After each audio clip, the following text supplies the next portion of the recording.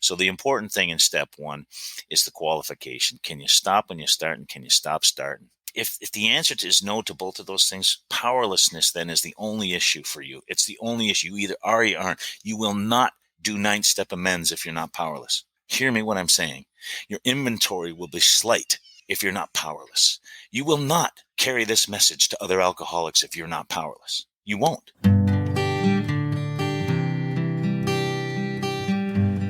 Well, hello, friends of Bill W. and other friends. You have landed on Sober Speak. My name is John M.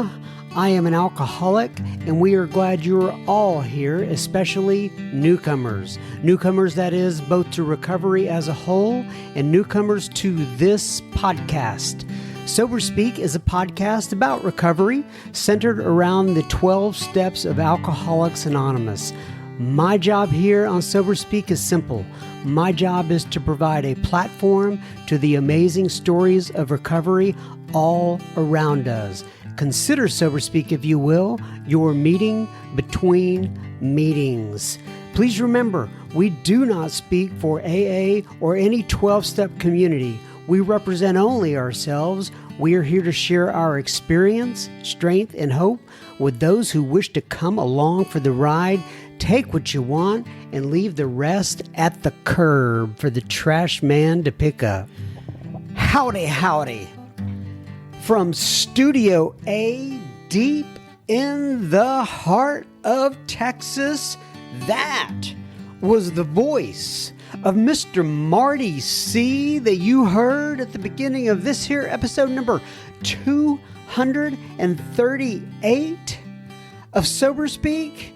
And you're going to hear so much more from him in just a moment. But first things first, this episode right here, right now, is being brought to you by Steve and Parker and Marie and Michelle. So you're asking yourself, what exactly did Steve and Parker and Marie and Michelle do to get such a notoriety on the pod here, John? Well, let me tell you, they went to our website, soberspeak.com. They clicked on the little yellow donate tab, and they made a contribution. And I really appreciated Steve and Parker and Marie and Michelle helping us to keep the virtual lights on. This episode is coming right out to you and I.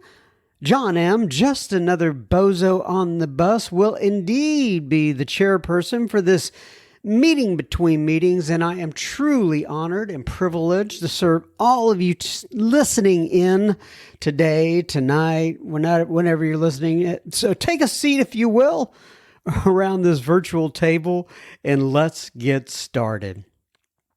If you are not in our super secret Facebook group, the Sober Speak group, the Sober Speak secret group, well, I would encourage you to go to your Facebook application and search for Sober Speak secret group and ask for admission. And the bar is very low. We will get you in there. And if you are not following us on Instagram, we are at Sober Speak, all one word. Head on over there, see all the goodness that we have, and we'll look forward to sharing all that with you. Now, when I say we, in this case, it is literally we.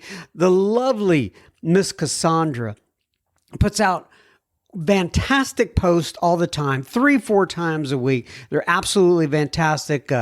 Some of it has to do with the podcast. Some of it is just kind of random spiritual stuff that she finds, and she does a great job with that. Now, keep in mind this, though, even though Cassandra is posting all of those posts, getting all those posts out there, moi, and the one monitoring the DMs. So if you happen to DM in Instagram, I will read that, respond accordingly, and I'd love to hear from any of you. All right, so this week I want to start it out with a little piece of listener feedback that I got via email this week. It was just, I don't know, it just really touched me. And Stephanie writes in, she says, "Hello, John M. It's Stephanie S. She says, so I wrote in a couple of months ago to share a little bit about myself. I was a few weeks sober after a long relapse and looking for a way to get back into the rooms. Anyway, you wrote back to me and indicated you would be reading my response on your podcast. I was so moved by your openness and support that I went to my first AA meeting the week you said my response would be read on the air. I went to my first women's meeting on Saturday, the day after the podcast episode came out. It was a, quote, true miracle, unquote, what happened at the meeting. Not only was it an amazing meeting with the most loving and caring and inspirational women I had ever met, but at the end of the meeting, a woman came up to me and asked me if I was Stephanie S. I said yes, and she said that she was Nicole and that she listens to the Sober Speak podcast. It was God speaking to me that I had made the right decision. Oh. A week later, I gave her my phone number, and she is now my sponsor. She is helping me through the third step. At the moment, I am 70 days sober, and I go out about 3 or 4 meetings a week on top of the meeting with her weekly. My life has completely changed because I started listening to your amazing podcast. I just thought I would give you a little update and thank you again for your inspiration in your weekly work. Thanks again. God is great. Stephanie S. Well, Stephanie, that just blew my mind. And I think if I remember correctly, Stephanie, you're from Georgia. And I'm sure I read the basic location of where you're located, and Nicole heard that, and that just blows my mind. That is so, so cool. And I'm so glad you are on the right path, as they say, 70 days plus sober by the time you hear this again. And God bless you. And Nicole, if you're listening out there, God bless you for taking Stephanie under your wing, and be well to both of you. All right, now on to a little bit of episode-ish stuff with Marty C. Marty C, we are calling this Step 1 of Alcoholics Anonymous. Marty is from the Great White North, and I do mean Canada. We started to address steps 1, 2, and 3 in this ep, but we ended up diving into step 1. We talk about, and just not getting past that. So we talk about powerlessness. We talk about Marty's 2 questions that he asks every sponsee to help them qualify themselves. By the way, I think about this every once in a while when I say the word sponsee. Sponsee, I do not believe is a real world. Not a real world, a real word. In other words, I don't know, is it in the dictionary? Is it not? I haven't looked it up, but I have never heard the term sponsee outside of an Alcoholics Anonymous room or Al-Anon or whatever the case may be, any 12-step room. I think it's a unique to us, but nonetheless, I digress. Also, with Marty, we talk about the concept. Oh, he laid this out here. He said, thinking, so you want to be thinking alcoholism has you versus you having alcoholism, and how you process that thought. And we'll talk about it during the episode. He talks about unmanageability, the doctor's opinion, and so much more, as we always do with Marty. Ladies and gents, without further ado, I present to you Mr. Marty C, and we will have plenty listener feedback at the end of this episode. Enjoy Marty C in step 1. Okay, everybody, so we are back again with the wonderful Mr. Marty C. If you haven't caught his first two episodes, go back and listen to Marty C. You will want to. He does a fantastic job. And I wanted to get him back on here on the program and talk about some of the steps, and who knows where we'll go. But first things first, Marty. Go ahead, introduce yourself, give your sobriety date if you choose, and let people know where you are sitting in this great land of ours. Oh, John, thanks so much for having me back here. This is always fun, and you are such wonderful energy. You inspire me, and I'm thinking probably countless others. Thanks for having me. My name is Marty C. I'm an alcoholic, and I'm a member of the Prince George Group in Hamilton, Ontario, Canada.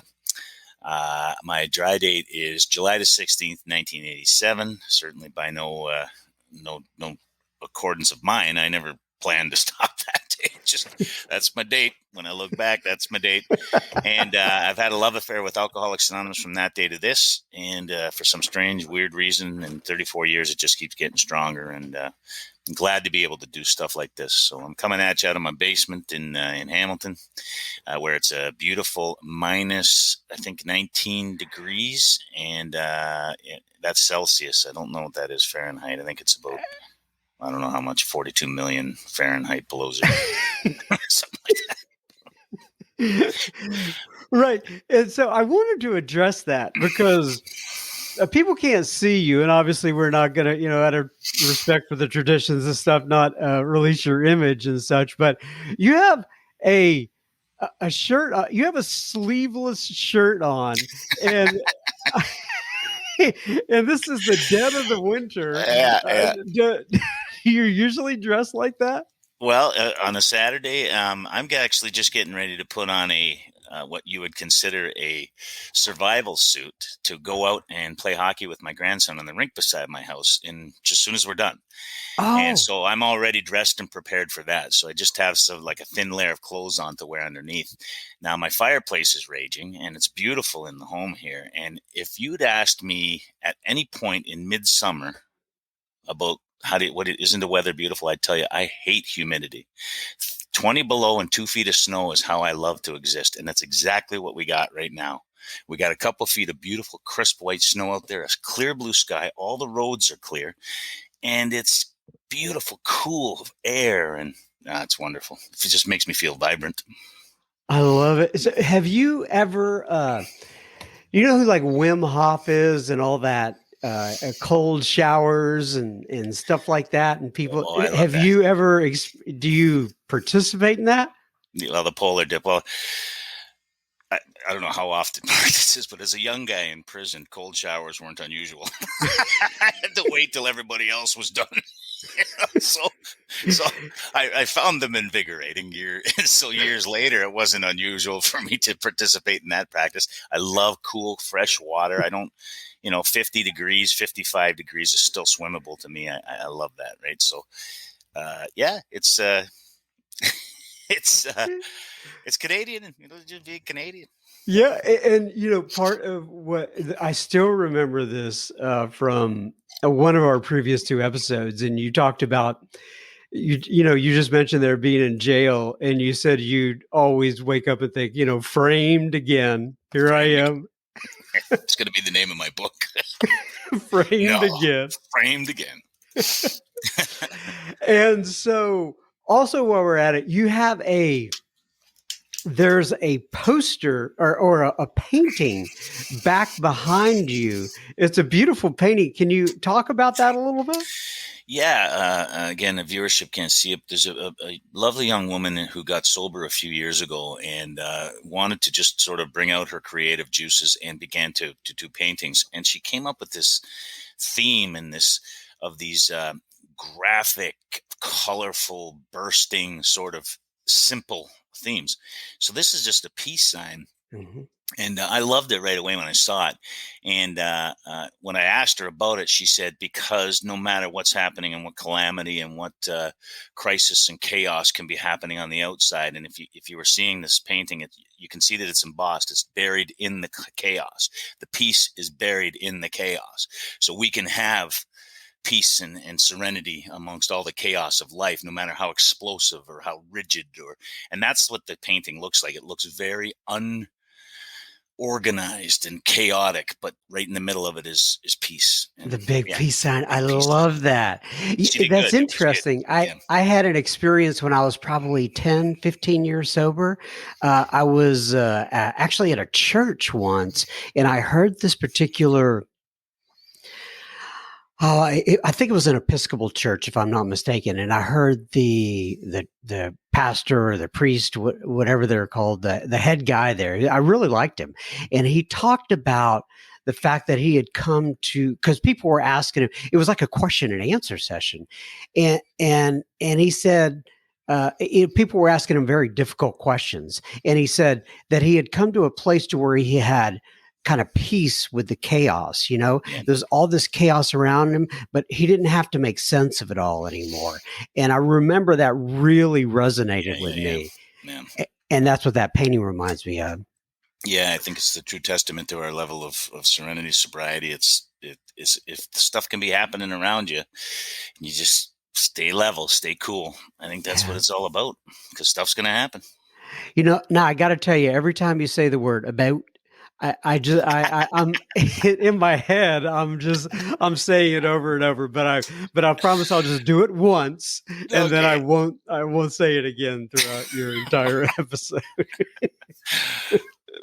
All right, so last time we got together, we kind of talked about it before you got sober, after you got sober. It's kind of Marty part one, Marty part two. But this time, I wanted to go have you back, and we're just going to kind of wing it. But my intent here is to have a conversation with you about steps 1, 2, and 3. Okay. Sometimes we do this and we don't get to one, we don't get past one. Sometimes we do this and we're into 4 and 5 or whatever. But I just want to have a quick or I want to have a conversation with you about kind of like what you would either say during like a workshop or a talk around 1, 2, and 3, or kind of a combination of that. And if you were taking a sponsee through steps 1, 2, and 3, what sort of guidance you would give that individual. So let's go ahead and start with step 1. Mm-hmm. Step 1, we admitted we're powerless over alcohol and that our lives have become unmanageable. What are your thoughts? So you read the step off the wall. And if you go to any Alcoholics Anonymous meeting and you were wondering what the first step was, that's what you would see on the wall. That we admitted that was step 1. We admitted we were powerless over alcohol, dash, so that our lives have become unmanageable. Now there's absolutely no way of refuting that or having any difficulty with that. Where I'm thinking this really makes sense, John, or falls off of making sense, is when people first come in and you're in Alcoholics Anonymous as a result of a referral or doctor or family's asked you. You walk into your first day meeting, you see that. What can often happen is you start immediately, your immediate intake of information reads that step. Your alcoholism reads that step. Do you understand what I'm saying? So you walk in sick, and your alcoholism is going to read that step and make it about drinking. See what I mean? Mm-hmm, I do. And it's a very interesting thing because you don't have to be here very long to find out that it's not about drinking, but only if you actually take the rest of the steps. So I'm pretty sort of stingy around this stuff around step 1 because I believe that powerlessness is the only issue in AA. It's the only one. And no matter what happens in your life, whether it's your financial disparity, relationship difficulties, or sickness and poor health or sick children, the only issue in recovery is powerlessness. You either are or you aren't. And only the powerless will seek power with any sort of regard. Only the powerless will seek power. If you have just a little bit of powerlessness, which I don't know how that works, that's about how much power you're gonna seek. And Bob Darrell and other people say you're gonna go to the ocean with a thimble, right? That's what you're gonna. Mark Houston used to say, you're gonna go to the ocean with a thimble. That's what you're gonna come out with. Well, here is desperation sort of brings people to its knees. And the power and understanding that we have a description in our literature, and when you're talking about bringing the message to a new person or sitting one-on-one with a new sponsee, this is the information that they have to have. And it's information. It's not experience. It's the experience of others. So they have to get that information via the doctor's opinion and perhaps the first 8 pages of Bill's story. They have to get that information from that about powerlessness. And the question for them is, I either am or I'm not. Can I hold my own experience up this and say, oh man, that's me? Alcoholism of the type that we're describing here in Alcoholics Anonymous is that I can't stop when I start and I can't stop starting. Those are the only two qualifiers and criteria for admission to endgame alcoholism in AA. That's it. You can come into Alcoholics Anonymous and stay here with a drinking problem forever. But to qualify as an alcoholic, especially if I'm going to work with you, the answer to those two questions has to be, can I stop when I start? No. No, I have a very difficult time stopping when I start. Can I stop starting? No, I've made tons of resolutions and promises not to, and I always start again. Welcome to Alcoholics Anonymous, my brother. We'll never talk about how much. We'll never talk about what you drank. We'll never talk about any of that stuff. Right there, powerlessness is the only issue. And if I can keep you there in that framework, in that mindset that of yourself, you got no chance with this, then you will always be inclined to move further into the process. You won't be able to stay there. Okay, so I want to bring up something, and is just mainly because it was a personal experience for me, and I could tell people that I was an alcoholic, but I had it would stuck in my craw when it came to saying I was powerless over alcohol. And I don't know why, but there was something inside of me that just would not let me say I was powerless, but I could say I was an alcoholic. Do you run across that very much? Oh, yeah. Yeah. And what a distinction, John, and what a wonderful distinction, because my experience, as I had outlined before, when I first came to recovery for 14 years, nobody qualified me as an alcoholic. I was left to it on my own. Walked into an AA meeting and you said you were alcoholic, and I was sitting right beside you. And I said, I'm an alcoholic. My name's Marty. And I began to say that every single day of every single week of every single month for the rest of my sobriety. For 14 years, I said that. I thought that alcoholism and what we're talking about here was about not drinking. And that every meeting that I went to was sort of based on the fact that we're going to talk about how not to drink, not drinking. We never talked about a spiritual malady. We never talked about those things. So why would we? It's not necessary in the sort of that meeting-based sobriety or that sort of mindset and I inside, and there's something huge missing, something massive missing. Why we drink is so much more important than if we drank. It's not, and I'm not talking about the calamity in life. You were abused when you were a child or all. It's not about that. I'm talking about in our souls, like in our souls. What did alcohol do for us that nothing else could? And that is the problem. So when we talk about unmanageability, that's what we're talking about.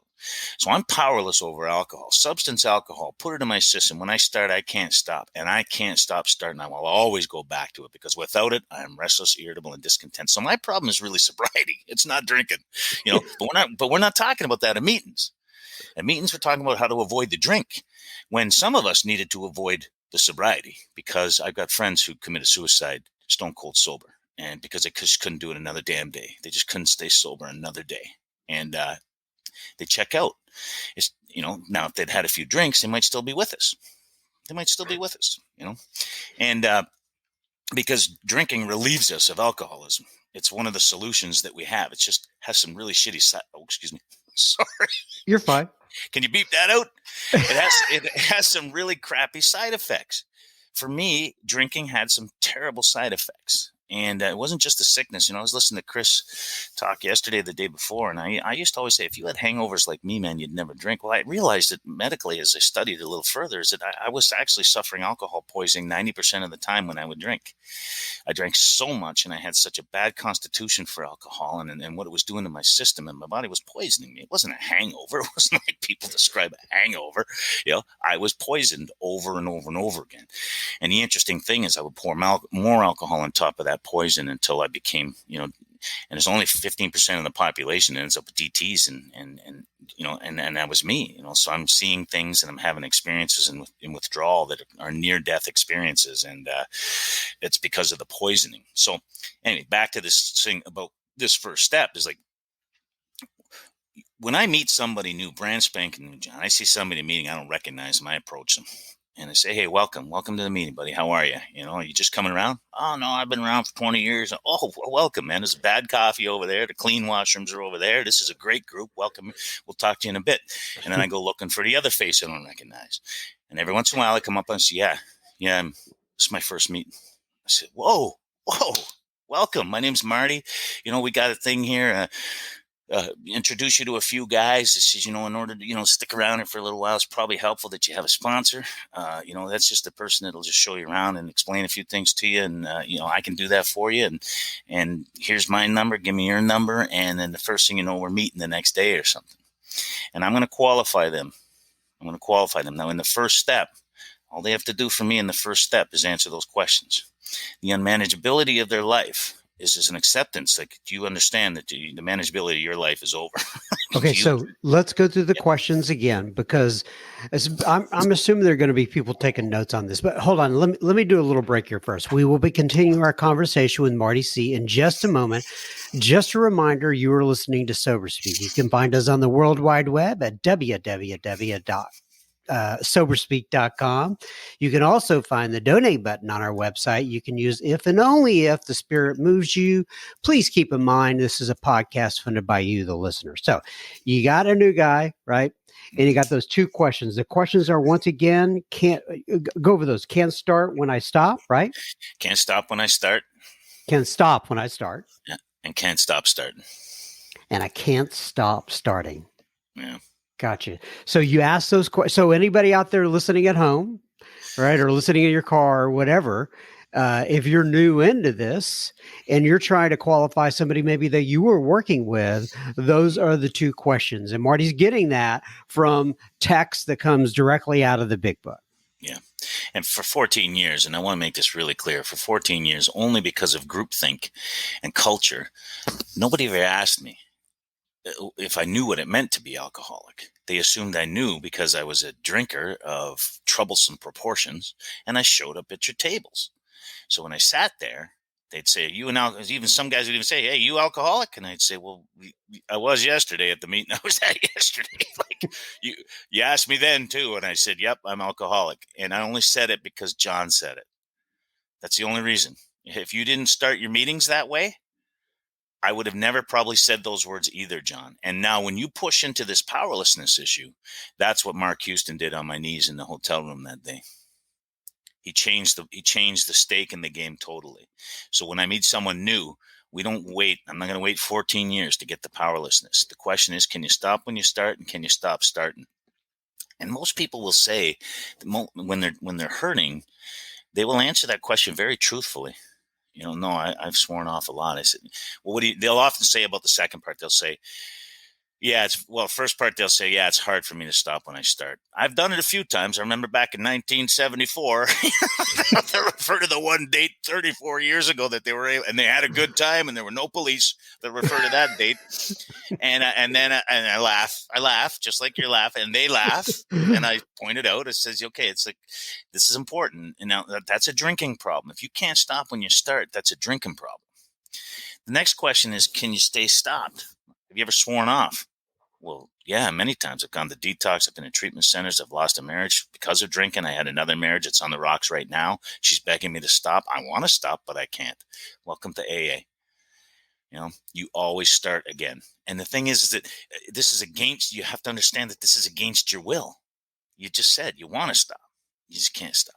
I've always said Alcoholics Anonymous isn't for people who need it. There's lots of people. My old man needed AA. He never got here. Alcoholics Anonymous isn't for people who want it. People will say that a lot. Old timers will say that a lot. You got to want it. It's not. I got people in the grave. We lost 8 people in the last 2 years. Like, I got people in the grave who wanted to be sober. So it ain't about wanting it. It ain't about needing it. It's about doing it. That's the only other thing. It's not about needing it, wanting it. It's about doing it. AA is about doing it. So when you get a person here and they're qualifying as powerless and needing power, That's where we go. That first step experience has to be very, very powerful. I don't know if you need to stay with it for very long. When I say that, I mean like a couple days, couple weeks. I think that what has to happen, there has to be an acknowledgement when the person is desperate. Our 12 and 12 says none but the most desperate can swallow this unpalatable truth. And what's the truth? That I can't stop when I start, and I can't stop starting of my own. I can't do it. That's the unpalatable truth. I have no power. And this is what you were saying when it was like, yeah, I had no problem saying I was alcoholic. It was almost chic nowadays to say, but I can't say I'm powerless. Whoa, whoa, whoa, whoa, whoa, whoa, whoa. That's a whole different frontier. I'll talk a little bit more about that in step 2, but it's like this powerlessness is the only issue. We got no beginning without some acknowledgement of powerlessness. No beginning. Okay, so by the way, I do want to say you brought up.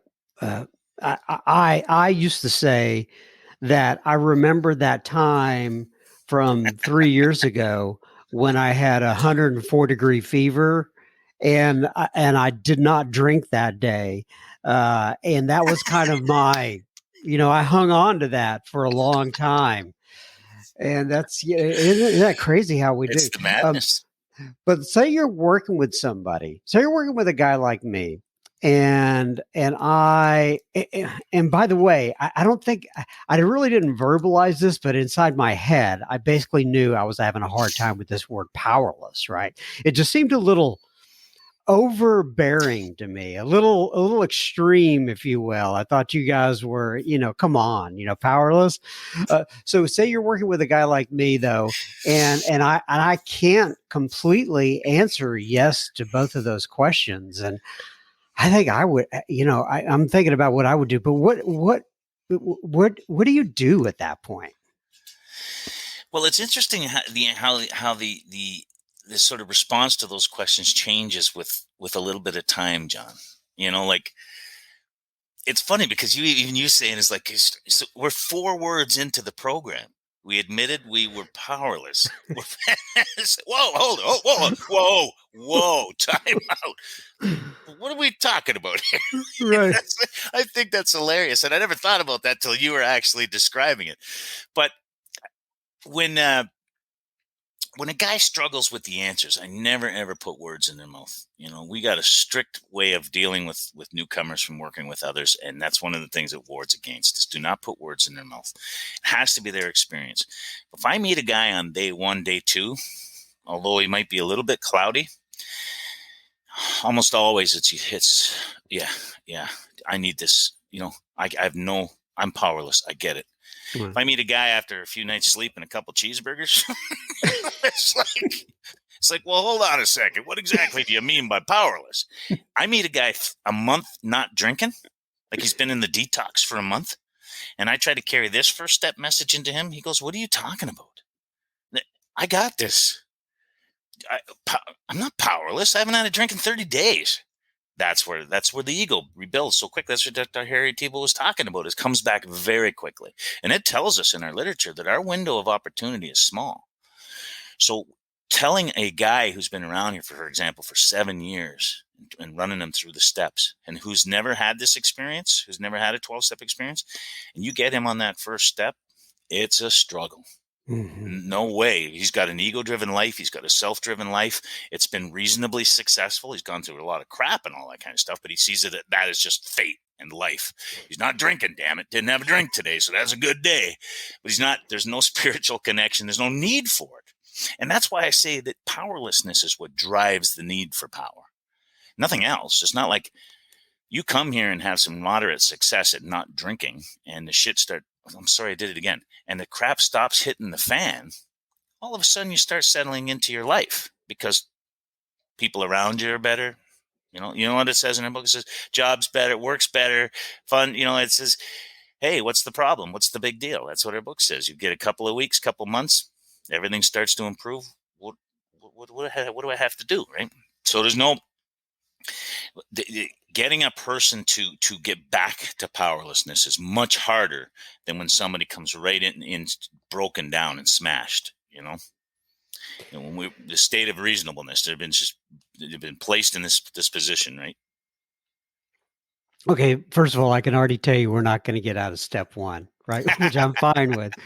I have a lot of people who write in and ask me to kind of go deeper, if you will, into the steps, and that's their favorite part of what they're why they listen to these episodes. Okay, so we've kind of went over the first part of the first step, right? We admitted we're powerless over alcohol. Yeah. And then there's the other part, as you know, and that is a dash, I believe, if I'm not mistaken. And it says Yeah. that our lives had become unmanageable. Now, once again, here's the point where this alcoholic, I had to write everything down in step 4 and able to, I know they say you're supposed to do the first step 100% on the front end, and that's the one you have to do. But for me, I got busy with the process, and after I got through that 4 step, and I was looking at it, I was like, "This is nuts, man! Look at what you." It's the first time that it kind of came true for me that my life was unmanageable. But as you know, people struggle with once again that word. They think, "Hey, I'm doing okay. I've had this fate issue, Yeah. right?" Yeah. Yeah. So talk about the second part that our lives have become unmanageable. The reason and I think the reason that it's sort of tied into the first step around powerlessness is that it's always our plans that are going to come up against our drinking and our alcoholism. It's always going to be our plans, our thoughts, our ideas. Doesn't matter whether it's joining a new group, changing towns, getting a sponsor. It can go right from changing brands to changing whatever it is. It's always our plans are going to address this drinking problem, right? So we get in this first thing. It says, what it should, I'm not going to change the big book, but saying that we're powerless over the first drink is probably more beneficial, I think, and accurate than saying that we're powerless over alcohol. And so we're powerless over the first drink. Then it says dash that our lives have become unmanageable. And it's talking about becoming unmanageable. And I don't mean like, they don't mean necessarily while you were drinking or as a result of the drinking. Our life was generated. We come out of the womb with this idea of neediness, and then through our lives we develop this way of being, and we get the answers to all of our problems. We begin to employ those techniques to get it what it is we want, and then we hit this wall through alcoholism as being the managers of our life, and it had become unmanageable because everything was gone to hell, and we weren't in any control whatsoever. Now, this is a bit out there, but if the idea sometimes is to dive a little bit deeper, I want this concept to be heard. If you come into Alcoholics Anonymous thinking you have alcoholism, you are going to struggle for your entire sobriety. Just think about that. If you come into Alcoholics Anonymous knowing that alcoholism has you, you will succeed in recovery. It's not, and this comes right out of the first step. It's managing me. Alcohol is managing me. I am not managing it. So this is why I was saying to you, when I come in as a newcomer and I look at the first step on the wall, right away, my ego, my alcoholism says, this is about not drinking. This is about drinking. You need to not drink. And then begins to unravel, so you get these weeks and months and stuff like that. And the desire to drink is never really addressed or left. The obsession is constantly there, but you're not drinking and you're hanging in there. You and your ego are doing a great job. You're just not drinking. Hey, Marty, what are you up to this weekend? I don't know, man, but I'm not drinking. I don't know what I'm doing, but it's sure not drinking. I don't drink anymore, right up till I drink. And this thing about planning the drink and all, I don't believe that. I don't believe that that's end stage alcoholism. I believe alcoholism is when it comes out of nowhere, the end of a perfect day. That's what I believe. Or having a sandwich with some freaking milk and throwing some whiskey in it. I mean, I think that's that's how it looks up. It's like one day I'm okay and the next day I'm not. Bill's at the bar telling the guy what a crap storm his life has been as a result of drinking for an hour. Telling the guy, and then says, give me a whiskey. And the guy says, what? And he said, after what you just told me, and he has his third drink, and he's banging on the bar wondering how this happened again. So there's that piece to it, right? So this unmanageability piece comes into none but the most desperate. If you're desperate and you accept the context of powerlessness, the unmanageability piece it's just a sort of, my life is unmanageable by me. If I could add 2 more little words at the end of it, it would be by me. My life had Yeah. become unmanageable by me, because that, again, that drives it into the second step. It almost literally drives it into the step. By language alone, you could go dot, dot, dot, right into the came to believe that a power, so it's like there's no place to sort of rest there. Yeah, I've never thought about that before, like adding those two, but that is the intent of the Yeah, step, right? It's not my life is unmanageable by me, and I've made a wreck of it up to this point on many different levels, and I have to come to some realization, which is weird because people struggle with that, even though AA is like the last stop on the block, and they're in there. I was in there, but I was still struggling with unmanageability, which is so weird. yeah. And almost every person that tells you the story about getting sober, if they look at it and they just look at it from incident to incident, event to event, day to day, moment to moment, if they look at their early sobriety like that, they will recognize that in the moments where they were either given some direction and took it, things went reasonably well. And when they were given some information and didn't take it, things went reasonably unwell. And then sometimes it doesn't have to be right off the page. You can just go back to your early sobriety and say, because every good story from the front of the room is always about that guy who met this other old geezer who looked at him and said, "Shut up, dummy," or "Hey, do this, do that, go to the meeting, shake hands, clean up ashtrays," and you're like, "Ashtrays? I don't even smoke." It's like, I'm not doing that. And then you go and you find yourself cleaning ashtrays, and you're like cursing the whole time. And it's like that's different management. You have fallen under the auspices of other management, and it can be a monkey giving you the management, and something profoundly spiritual begins to happen. I don't know if Ebby knew what he was saying to Bill at the table that day when he introduced sort of the concept of a power, that made Bill sort of recoil. But if you recall the story of Bill's own story when he was in the hospital bed, his final debauch, he's in the hospital bed. Ebby came to the door and was looking at him, and he said, "How you doing, buddy?" And he said, "I'm licked, my old friend. I'm really licked this time." That's what Bill said to him. And that's step one. And Ebby said, "Well, remember we were having that conversation at the table that day?" He said, "I don't know if there's something, man, but I got to have something. I got to have something." And Ebby went closer to the bed and got beside him and said, "Would you say a prayer with me?" And it was very, very similar to the third step prayer. And they said that prayer, and Ebby then said, "Now listen, man, you got to be right with your derelictions. That's the term he used, derelictions. You got to write them down." And he handed Bill a small scrap of paper and a pen, and Bill started writing, but he was so sick he couldn't. And he handed him back the paper and said, "Please, you write it." And so Bill just went on and said a few things, and he wrote them down on paper. And then Ebby said, "Yeah, all you need to do is ask God to take those things." And if you read the story, it was that night after 6 and 7 that Bill had his profound spiritual experience. It was that night. So it wasn't at step one. It wasn't at step two. It wasn't on the third step. It wasn't after he did inventory. It wasn't after he shared that with somebody. He took the steps in a matter of minutes, theoretically. And this is why my old buddy Ray and I talk about this a lot, about how this book was written. We have to recall and remember that it was in hindsight. So somebody asked Bill 4 years later, "Well, what happened in the hospital that day, man?"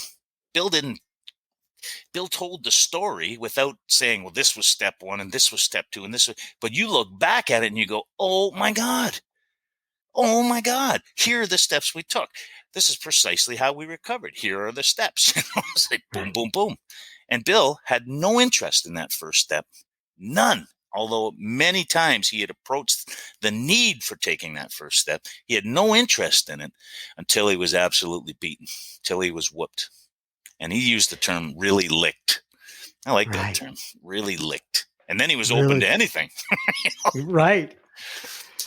So while we're on the first step, I kind of, sometimes I'll skip over this, but the doctor's opinion is in there, right? In the first part of the big book, as you know, with all the Roman numerals. So talk to me a little bit about the doctor's opinion and your thoughts on it, and kind of how you explain it to others, if you will. Well, again, I think you have to read that, and if you're taking somebody, I got a sponsee who's got 3 illiterate sponsees, And he takes them down in his truck down to the waterfront here in the city, and line by line, like literally reads one line by one line. I am absolutely blown away. And these guys are staying sober. Like, they're going through this material at a fairly slow pace and stuff, but they're staying sober. When I look at the doctor's opinion in and of itself, I think of the majesty in it. Like, I think of how this guy really came to know Bill, is in and outs, in and outs, in and outs. And then all of our founders, had somehow had some relationship or touch base with him at some point. And he was able to assess something magnificent happening to us. But only once the guys started to come back and carry this message. He had been on the front lines for all of those years, and it was considered hopeless working with these guys. How can it be frustrating for everybody? The families are devastated, and it's like tough. Try to get out there in the front lines with us and see what it looks like. And he said, but I'm reminded of a certain guy. And he starts talking about Fitzmayo locked up in the barn. He starts talking about that guy. And he says, when I see him, I can hardly recognize him. So what I say to people when I'm talking about that doctor's opinion, I'm talking, you're sitting here today, on January the 29th, and you think you know what's what. Like, you have an assessment of your life and about the world and about where things are and you need to go and your family and your children. And you think you know these things. That's what's killing you. So what happens here is that this doctor saw this guy and then saw him later and didn't even recognize him. You are going to have a massive transformation. You are going to have an incredible change as a result of getting out of the way, as a result of the admission of powerlessness. Understanding the drinking is important. It's vital. However, and then it says anything that leaves out the physical is going to be problematic. You have to understand what alcohol is doing to your body. And then we go through this and we see that, we have this allergic reaction, this phenomenon of craving. And that's why you can't stop when you start. You think you're just changing your mind, which is what we still today. I think, yeah, isn't it funny how the ego got us like that? I'm not drinking today. I'm not drinking today. I'm not drinking today. I'm not drinking today. Well, maybe I'll have one. I'll only have one. I'll only have one. I'll only have one. And so, I'll have another. Well, I've got two under me already. I might as well stop drinking more. I'm going to, and then I'm ordering wings, and then Buddy walks in, and then you end up in a chat with him for a couple hours, and then he says, "Hey, why don't we go out and do this caper?" And I go out and do it, and then I'm up all night, and then 2 days roll to 3, and I lose that job, and whoever was waiting for me to come home, and it's like I bang on the bar and say, "How did that start again?" This is the interesting thing and listeners, please, you never ever take that first drink under the influence of alcohol. Never. You're taking the first drink under the influence of alcoholism. And that's why you have to distinguish whether you have a drinking problem or a sobriety problem. I can't not drink. And that's my problem. It isn't alcohol. Alcohol saved me from dying of alcoholism. You ever hear Craig? You ever hear Craig do that? You ever hear Craig F. do that talk? No, I haven't. I don't think I know Craig F. Well, I won't blow his anonymity, but he's a Scottish comedian. I think you know what I'm talking. He just used to do a late night show. Yeah. Okay, yeah. So Craig talks about it. He says, I'm on my way. He says, I've had it. He says, I've done comedy shows my whole life. And he says, I can't remember any of them. I have no idea I'm in blackouts all the time. I don't want to live anymore. So he says, I'm living in this little trashy apartment above this pub where I'm drinking. And he says, that's it. I'm going to kill myself. I'm going to go down to the London Bridge and do a swan dive off the London Bridge. I don't know how to do a swan dive, but I figured I'd figure it out. And he says, I'm leaving, and old Earl's out there sweeping the walkway. And he says, where are you going? Where are you going, Craig? He says, I'm going back to Scotland. And he says, no, stay. Why don't you stay here? Have a sherry with me before you go. He said, no, I got to go. But come on in and have a sherry. He says, I went in and had a sherry and forgot to kill myself.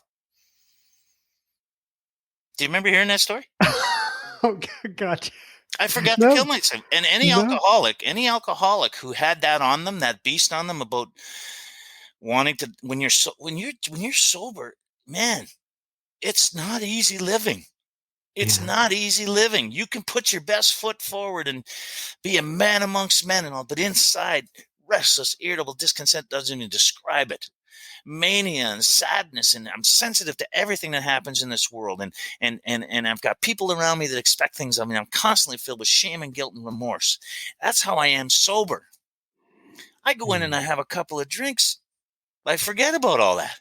It's okay. Yeah. What the hell? Eat, drink, and Right. be merry, for tomorrow we might be gone. And when Craig told that story, I was on the ground laughing, and then I stopped right in the middle of it and thought, "Oh my God, alcohol treats our alcoholism. Does. It treats our alcoholism. It makes it okay." I remember many days being wound right up, right up, and I have a couple of drinks in that night and not even remember what took place that morning. Right. Which our book tells us that, right? So understanding that condition via the doctor's opinion, I think sitting down, like if you get some, I take people through the steps. I might have said that in my last talk. I'm not a big book guy. I don't take people through the book. I take people through the steps. I use the book. I know the book, and I refer to the book, and I ask that they read the book, but I don't take them through the book. I don't sit and read the book with them. Okay, so let's wrap up step one. So when you think about step one, some of the major components, however you want to summarize it, and the message that you want to leave the folks who are listening to this episode with. I think qualification is huge, your own and anybody you're working with. And to be honest with you, John, anytime I do any of this stuff, and it doesn't workshops or any of this stuff, Q&As, the intent is always to arm people with good strategies, techniques, and to employ while they're working with others. And if we get consistent about the message, then we'll all know what we're talking about. We'll all be talking about the same thing. It's not like a cult or group think or anything like that. It's really about, let's just stick with some fidelity to the literature and see where this goes. So the important thing in step one is the qualification. Can you stop when you start, and can you stop starting? If the answer is no to both of those things, powerlessness then is the only issue for you. It's the only issue. You either are or you aren't. You will not do 9th step amends if you're not powerless. Hear me what I'm saying. Your inventory will be slight if you're not powerless. You will not carry this message to other alcoholics if you're not powerless. You won't. And you can tell the powerless guys and gals in AA because they're hard at it. They're hard at those things. They're hard at inventory. They're hard at working with others. They're out there making their amends, paying back the money. They're hard at it. They might be praying. They might be meditating, but they're doing all of those things for sure. You see what I mean? Yeah. So that's what I want. This powerlessness is the only issue, and the manageability. I mean, this is just an absolute segue into step two. Your life is unmanageable by you. You're done. And you can't leave somebody. The thing about that, John, is you can't leave somebody sitting on that first step. That's what if you're taking somebody through this first step, there's no reason why you can't engage in a conversation about the second step immediately. Well, that's a great segue, because as soon as I hit stop on this recording, we're going to get our calendars out, and we're going to get you back on to talk about step two. Are you good with that? Absolutely, buddy. Absolutely. I love what you're doing here. I think you drive it well. You drive it from a really clean perspective. So, you're sweet. I appreciate that, Marty. And for me, it just brings so much to my life. I mean, I probably would have not met you if I hadn't been doing this podcast, right? And I get to meet some real pillars in Alcoholics Anonymous. I consider you one of them. And you're a great guy. As you know, we have a mutual friend, Charlie, and he's one as well. And so anyway, it's just been a wonderful experience, and I appreciate your kind words. Yeah. Thanks, John. Thanks. Appreciate it. Okay. I'm going to read page 164 from the book to close us out. It says, abandon yourself to God as you understand God. Admit your faults to him and to your fellows. Clear away the wreckage of your past. Give freely of what you find and join us, and we shall be with you in the fellowship of the Spirit, and you will surely meet some of us, like me and Marty C, as you trudge he's got his fist up in the air, as you trudge the road of happy destiny. May God bless you and keep you until then. Marty, we'll spend a few minutes after this, but once again, thank you so much. I appreciate it, man. As always, Mr. Marty C, thank you one more time. We're going to get Marty's schedule back in here for some follow-up episodes or episode. I don't know. I know he's coming back on to record at some point, but we will all look forward to that. If you would, please take a moment to pause your device to share this episode with a friend or family member. Remember, it may be just what they need today. Now, a little bit of a listener feedback for Ewans. Steve writes in, Steve R. He says, John, today I celebrate 3 years of sobriety. I started the day with a small donation to SoberSpeak. I appreciate it, Steve. Not necessary, but I appreciate it. This podcast has been a great help for me, especially when I was on the road for work for a few weeks in my first year of sobriety. I've listened to this podcast in Malaysia, India, the Philippines, the Netherlands, and more. At some critical times, it has really been my, quote, meeting between meetings. Thanks for all the great work you put into this service.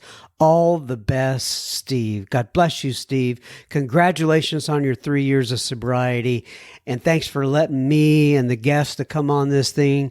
Thanks for letting us be a small part of your journey. So much. And you really have a journey, like a physical journey. Malaysia, India, Philippines, Netherlands.